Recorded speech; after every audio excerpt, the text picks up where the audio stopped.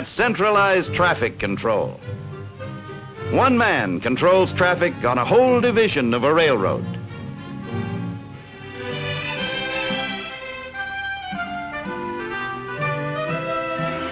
When you bought your car with its powerful engine, luxurious interior, and beautiful body job, you probably had things like this in mind.